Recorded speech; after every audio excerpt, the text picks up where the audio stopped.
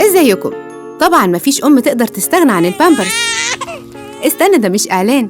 في دقيقة هقولك أصل حكايته ومين اللي اخترعه. في القرن ال19 بالتحديد عام 1887 أنتجت ماريا إلين في أمريكا أول إنتاج ضخم للحفاضات القطنية بتتثبت بدبوس. وفي القرن العشرين عام 1942 اتطورت الحفاضة وبقت للاستعمال الواحد، وده نتيجة جهود متتالية من عدد من المخترعين في شركة بوليسترم السويدية اللي استخدمت طبقات من الأنسجة داخل كيلوتات مطاطة. وبعد 4 سنوات جات ماريون دونفوان وهي ربة منزل أمريكية بتطوير غطاء بلاستيك للحفاض مقاوم للمية من ستارة الحمام، وطورت الدبوس للكباسين المضغوطة وأخدت 4 براءات اختراع. وبعد كده جه لأول مرة جورج شرودر عام 1947 واخترع للحفاض نسيج غير مغزول. وظهرت شركات كتير بعد كده زي جونسون أند جونسون وبامبرز وبروكتر أند جامبل من أول عام 1949. وحصل طفرة كبيرة في صناعة الحفاضات لا تقدر بثمن.